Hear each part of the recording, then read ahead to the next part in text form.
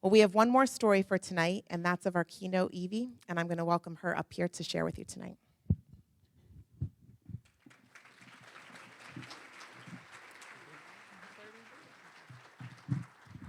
Good evening. I love seeing a full house tonight. I flew here from Tennessee yesterday to beautiful weather here. And for the last month, I've been excited because I'm coming to Philadelphia. And so I've been telling the people at work, I'm going to Philadelphia. I can't wait. It's going to be exciting. And then Monday, they go, Evie, where are you going again? And I go, Pennsylvania. And they go, I thought you were going to Philadelphia. So I had to tell Brooke that story yesterday. Carla, thank you so much for your story. I love that so much. So I'm happy to be here tonight. Now, do I sound like I'm from Tennessee? Thank God. No, not yet. You're never going to hear me sound like I'm from Tennessee because I'm not from Tennessee. I just live in Tennessee.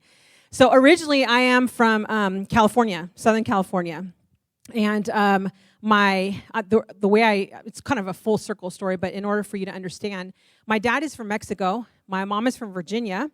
And they met in Tennessee, in a small city called Cleveland, where I live right now. And they met in 1965. So my dad doesn't know any English, comes to go to Bible school at Lee College, or now Lee University. He grew up listening to the Beatles, but that was apparently sin back then. So he had to hide. So he comes on campus and meets my mom, and my mom doesn't know Spanish, and so my dad looks at her and goes, I want to hold your hand. And then all of a sudden, my mom falls in love with this dude from Mexico, and my grandmother's like, no, but she's like, yes. They end up moving to Mexico, and they were missionaries there for 2 years, and then ultimately ended up in California, where I was born. I have a sister that's 4 years older than me. So my mom, during her time in Mexico, she learned Spanish. Like, I'm talking about Mexican accent Spanish. She learned how to cook. She learned the culture, and just really thrived in that environment, that culture. And so she comes to, when they came to California, there was a job at a place called Aeromexico, which is an airline. And so my mom applies for it, and they're like, well, here's this girl with blonde hair and blue eyes, and she speaks perfect Spanish. Let's get her in here and let her work at a city ticket office. So growing up, I flew all over the world for free because my mom worked at the airlines. We focused a lot on Latin America, so all of Mexico, Central and South America. But not only did we fly for free, these resorts in these different countries in Latin America would call my mom and say, Renee, bring your family to our resort, so that when someone goes, hey, I want to go to Venezuela, or I want to go to Chile or Colombia or whatever, you can say, oh, you need to stay at this place. So basically free marketing, right? So not only did I fly for free, but we stayed in like these 5-star resorts. They rolled out the red carpet for me and my sister, my mom and dad. And I thought this was normal life. Like, everybody lived like this until I moved to East Tennessee, where we sat around. People were like, Evie, tell us about your life. Tell us about where you're from, where you went, what you saw, what you ate. And so I'm like telling them all this story, and their mouths are open, and they're like, man, the highlight of our life was visiting Willie Nelson's tour bus in the Smoky Mountains. And I'm like, ooh. I hope there's no Willie Nelson fans in here. Maybe there is. Sorry, I don't mean to offend you. But this is how my life went. And so I thought, like my family lives in Mexico. We lived in California, so we could go to Mexico within 4 hours, visit my family. And so I went to a private school. I mean, life was really great, sheltered completely. And then when I turned 12 years old, the company that my mom worked for, Aeromexico, went bankrupt.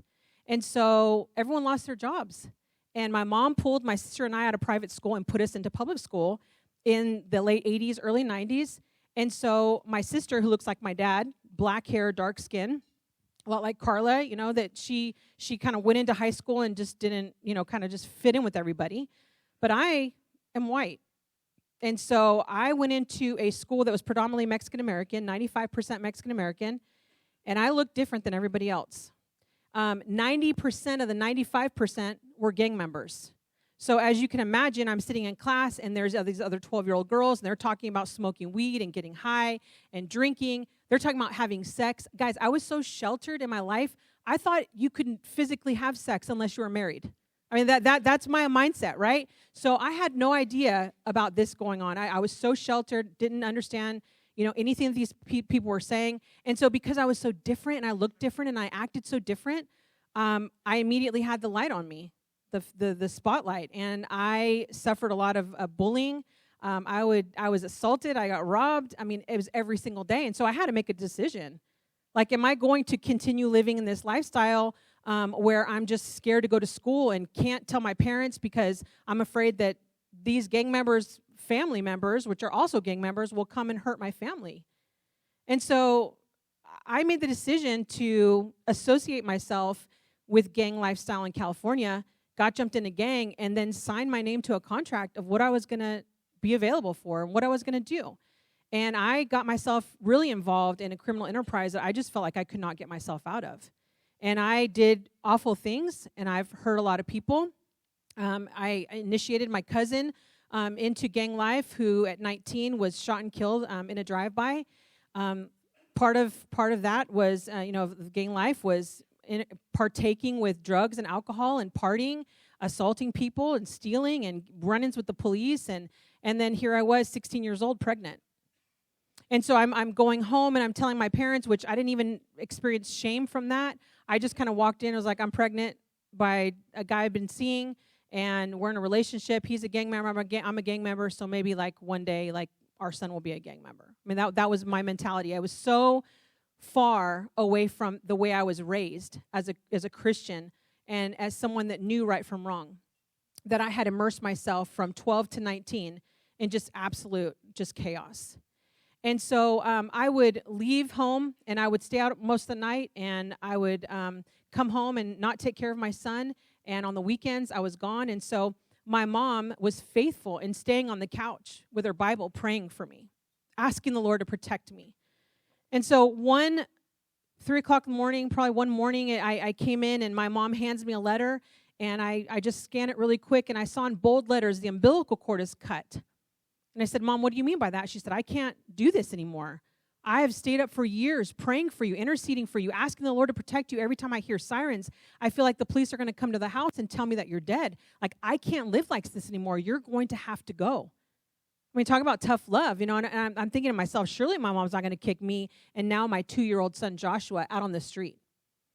And so I figured that if I kind of tailored my life a little bit and kind of shaped up the corners that she would allow me to stay there.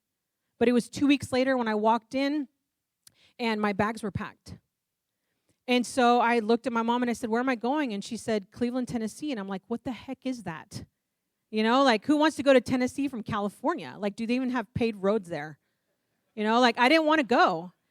Now, during this time, my son's father was doing actually time in prison for drug trafficking. And so I had seen another guy, and I was 3-4 weeks in seeing this guy. When my mom said I'm leaving, I just walked out to the liquor store, and I called this guy that I barely knew and said, hey, can Josh and I live with you? Because my mom's kicking me out. And so he said, I'll be there in 15 minutes. I was like, I walked back to the house all cocky because I was like, my mom's going to be begging me, please don't leave, please don't leave. And so I walked back, and it had been 15 minutes, and he never showed up. So my dad takes my bags, and he puts it in the trunk of the car, and they drive me to the Los Angeles airport, where I was so furious and scared about leaving and taking care of my son on my own. And, here he was 2 years old. My parents are making me leave to go to a state 2,000 miles away from my home. I don't know not one person. And they're making me enroll in a Christian college. I don't even like school. And so when the gate agent called for all the passengers from Los Angeles to Atlanta, Georgia to get on, I grabbed my son, and I didn't even say goodbye to my parents. I get on the plane, and the ride was about 4 hours, and it went all the way to Atlanta, where someone picked me up, and they took me 2 hours north of Atlanta to a small city called Cleveland, and I walked into an empty apartment that my mom had secured for me and my son from California, and there was nothing in there. And he said, tomorrow I'll be here to pick you up, and we will go on campus, and we will register you for classes. And so I slept on the floor. He gave me some blankets and some pillows, and I slept on the floor with my son that night, and was so angry. And I remember stepping on campus just being mad, and I looked like a gang member. I had 7 years in where I looked like when my hair was standing up, and I had dark makeup on, and I was wearing a Cowboys jersey and these big pants, and I was not going to allow anyone to punk me out. And so I get on campus, and I was met with like so much acceptance and love. People were like, "Hi, welcome to Lee College." And I'm like, "Ooh, get out of my face." Like, they were all happy, and I don't know, you could like combine it with Southern hospitality and Jesus, or a little bit of mixture of the both, but they were just in my face, and they wanted to help me, and they wanted to love me, and they wanted to love my son, and I was the only person on a campus of 2,000 people, the same age as everyone else, but the only one that had a little boy. And he followed me everywhere. So I go in the registrar's office, they're like, "What do you want to be?" And I'm like, "Nothing. I don't want to go to college. I hate school. I don't want to be here." And they're like, "Well, just put her in general ed classes." So they put me in a Bible class, and they put me in a history class and a math class. And so here I am going to school every day with my 2-year-old son sitting on the floor, and sometimes I would look down and he would be sleeping, and sometimes he would be playing. But I was getting into the groove of doing something that I hated so much because I was made. I had no other option. And so I started, a little by little, I was moving toward trying to kind of acclimate myself into this new way of life. And because it's a Christian school, you have to go to chapel on Tuesdays and Thursdays. I hated being made to go to church. So I didn't listen. And I just thought that was my rebellion. I'm not going to listen. And then one Sunday, at the end of February of this first of 1996, this year, there was a man speaking in chapel on Sunday night, and he was talking about how God pursues us because he wants relationship with us. And so I'm like, why would he pursue me? Like, I'm disgusting. I've made so many bad decisions. I've made so many bad choices. Why would he come after me? And I couldn't understand that. But for once, I felt the drawing, and I handed my son to the person next to me. I went up to the front of the chapel, and I pretty much raised my hands, and I'm like, "God, like, I'm even embarrassed to come and say this, but if you want me, like, I'll give you me." And it was the act of surrender and the act of speaking that out when I felt a shift in my life.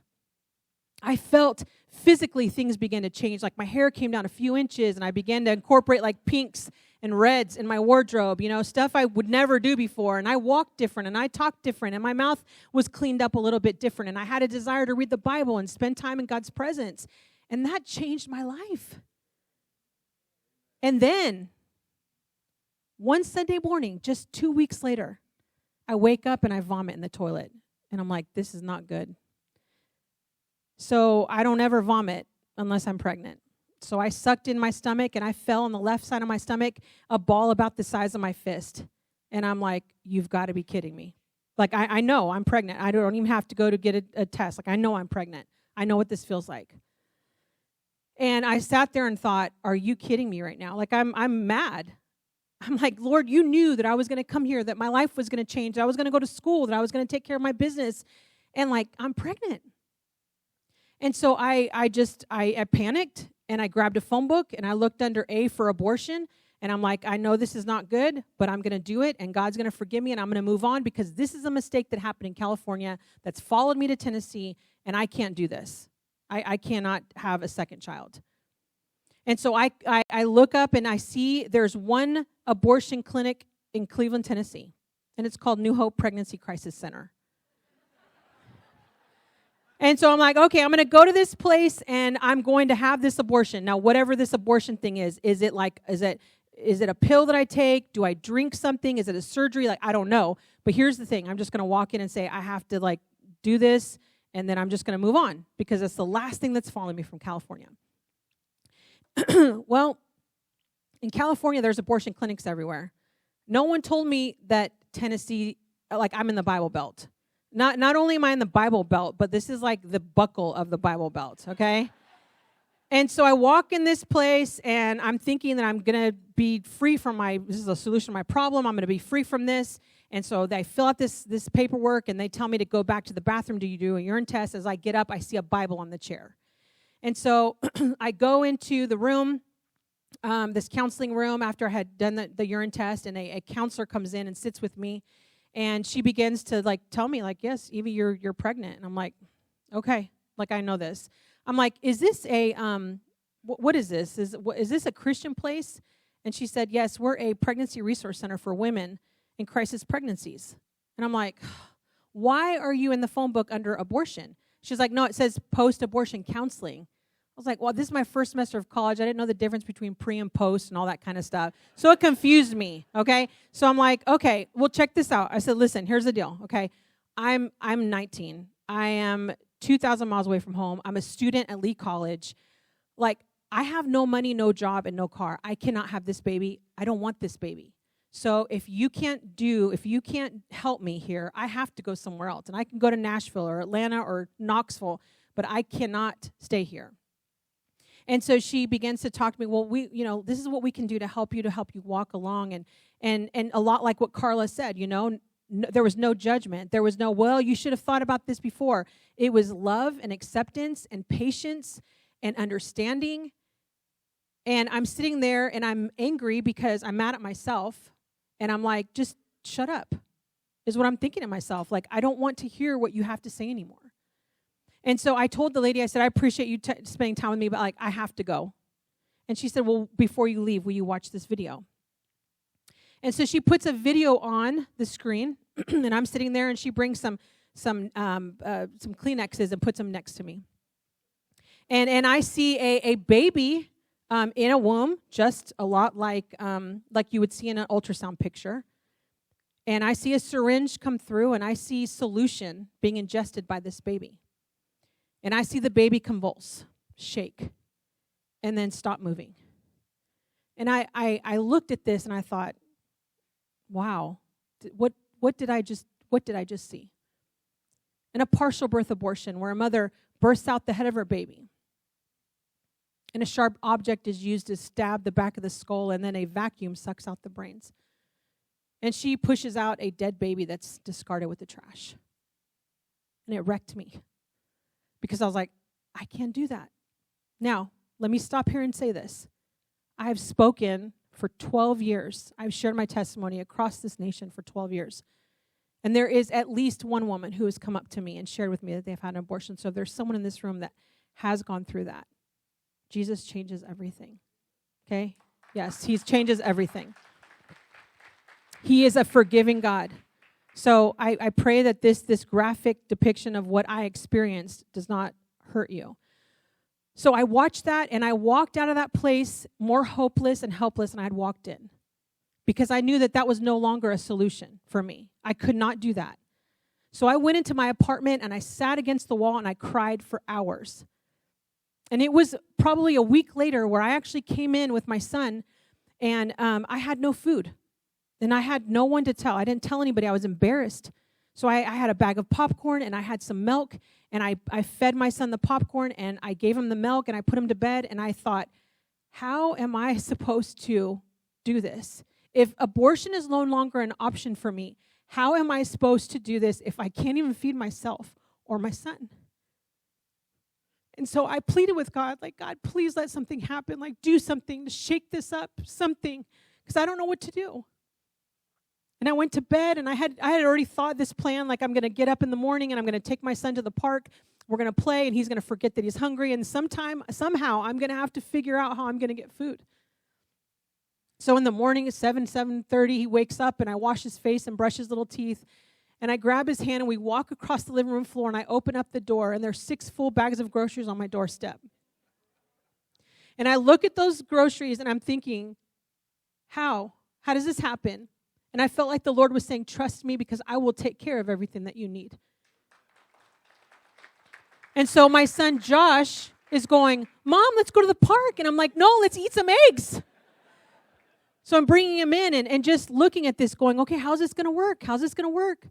So during this time, I tried out for this black gospel choir called Evangelistic Singers at Lee. I made it. I don't know how, but I did. And so we go to Maryland. This is March 1996. Go to Maryland. I'm 135 pounds. I'm not showing. I have no idea. The only people that know my secret is the Pregnancy Resource Center, who've kept in contact with me, kept calling me. And so I'm down at the altar, and I'm asking the Lord, like, how do I do this? How do I walk this out? And I felt someone's hand on my back, and I heard this powerful woman praying over me. So I waited till she finished, and I turned around. It was an African-American lady. And I looked at her, and she said, honey, the Lord gave me a word for you. And I'm like, oh, my gosh. Because I grew up in a Pentecostal church, so if the Lord gives someone a word for you, that means he's about to read your mail. okay? And so this lady, I hope this is going to shake some of y'all's theology up, but I'm telling you, this lady looks at me and she says, the Lord told me that you're pregnant. And I'm like, Jesus. And I'm like mad at God going, why are you telling my secrets?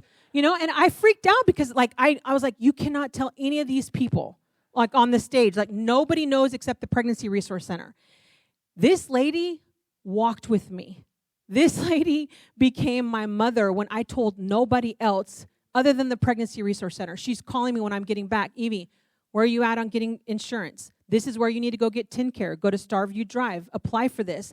Also, when you're there, you get TennCare, but get food stamps. I'm like, what is food stamps? She's like, you go into a store and buy whatever you want. And you just give them fake money. And I'm like, I'm over here starving, and you give people Monopoly money, and you go into a store and get anything you want. Like, what is this? She's telling me about TennCare, about food stamps. The Pregnancy Resource Center is calling me, giving me maternity clothes and helping me with WIC and telling me about an OBGYN. My parents come in April and have no idea I'm pregnant. So finally, after they leave, I finally go and I say, hey, you know, I'm pregnant. Here I am. And the OBGYN says, you're due the beginning of August. So May comes, everyone turns in their finals, and everyone leaves Cleveland, Tennessee, which is like a desert town now. Everyone's gone, and I'm staying there, and my stomach pops out. And so this same lady from Maryland is the one that put on the table and said, hey, would you consider adoption? I'm like, oh, I don't know if I can do that. I can't do that. And she said, Evie, here's a number of a couple in Ohio that's looking to adopt. I know their pastor, and I told them about you, and here, you know, if you want their number, call them. And so after prayer and deliberation, I decided to call, and they came down, and over the course of like the next couple weeks, I fell in love with this couple. And I thought to myself, how can I not give my son this gift? These people are middle-aged, they finished college, they've got all the partying out of them. They love Jesus. They go on vacation. They have money in the bank. They own a home. They own their cars. Like everything that they have, I don't have at this point. And so I made the decision that I was going to place my son for adoption. About 4 weeks before I was to give birth, I wrote my parents a letter, and I told them, like, I'm sorry to tell you this, but I got pregnant in California, and I'm going to place the baby for adoption. It was a difficult conversation. But my parents called me. They said, we forgive you, we love you, we want to stand next to you, we want to be, you know, we will support you. The last week of July, my parents sent my sister to come be with me so that I could birth my son. And my sister's there for about 3 days, and she goes, dude, you got to have this baby. I got to go back to California. I'm like, what am I supposed to do? She's like, drink castor oil and orange juice. And I did. And within 24 hours, I was in the hospital delivering my son. A little healthy baby boy, black hair, dark skin, baby boy. And the nurses take my son and they put him in my arms, and I held him, and I gave him to his parents, and I watched as they doted over their new son.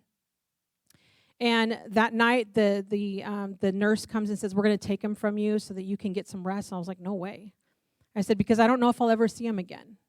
So over the course of the next 8 hours, like I loved on my son. I prayed over him. I spoke to him. I said, like, I don't want you to grow up thinking that I've abandoned you or that I didn't want you. Like, this is the best gift I can give for you, and I can't give you the things that you're going to get with them.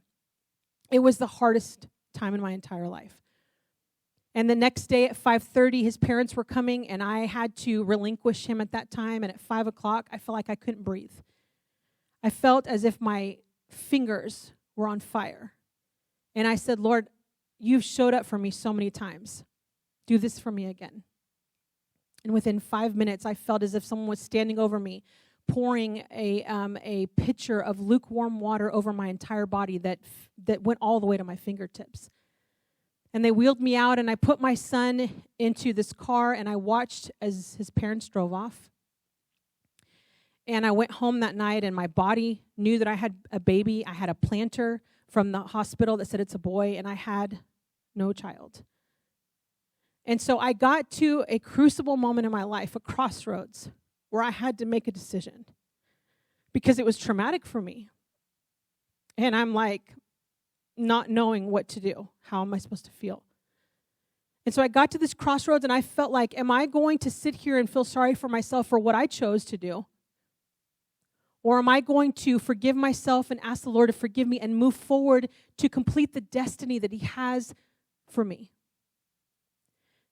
And so it involves all of us here. You know why? Because we can think of things in our lives that have hurt us, traumas, things that were done to us, whether if there's someone in here that's been sexually abused or that experienced extreme physical abuse or neglect or maybe emotional abuse. Maybe some of you grew up in single-parent families and you felt abandoned by your father or your mother. Maybe some of you had word curses that were spoken over you where you just felt like you weren't going to measure up, you're not valued. All those things the enemy allows to remind us so that we can stay in the same place that we're supposed to stay in that place in our life. Where God wants us to say, hey, He wants to say to us, let me heal you so you can move on. Why? Because you have a story. I want to make your mess my message of hope, of love, redemption, restoration, because that is who He is. And so in that place of making that decision, I was like, I've got to forgive myself. I've got to move on. I've got to say, hey, like, yes, this hurt. It's going to leave a scar, but I'm not going to allow this to be an open wound that stays open so that it can gain an infection and affect the rest of my life. So I finished college. I knew, like, I want to be a missionary. I want to be a missionary in Latin America. I want to go to the poorest of the poor. I want to build a maternity home. I had all these dreams of what I wanted to do, and the Lord had other plans. And I didn't understand that until I got a Sally Mae notice in the mail saying, hey, you owe $60,000 for school. And I'm like, how am I going to be a missionary and do all this stuff when I have to pay this back? We're not going to make any money. So the Lord's like, you're going to be a police officer. And I'm like, what? How am I supposed to be a police officer and a Christian at the same time? I had no idea that was going to happen. But guess what? I walked in that place. I didn't want to be a police officer. And just the way that the whole thing worked out. 23 years I've been a police officer. 23 years. Now, let me tell you this. No one calls the police because they want you to see their tomatoes in their garden, right? They call you because something bad has happened. And so the Lord has allowed me to walk in these places where people are experiencing crisis and be able to help them. Young pregnant women who go, no, you don't understand what I'm going through. I'm like, let me tell you a little bit about myself, and then point them to the direction of the Pregnancy Resource Center. That's open, a ministry center. And so I listen to Carla's story, and I think a lot about myself because the same emotions that she felt, being scared, and I'm so uncertain, and I don't know what I'm going to do, and how is this going to work, and will he stay with me, will he not stay with me, what can I provide for my son? This is what it looks like 28 years later when you have a pregnancy resource center that keeps their doors open so that when women walk in, that they can be loved, that they can be directed, that they can be encouraged, that they can be supported because not everybody has that in their home. So in 2017, my son messages me that a place for adoption and says, I want to meet you. And God allowed us to come back. He got a 35 on his ACT. He got a full ride to Miami University in Ohio, graduated, and the Lord has restored that relationship.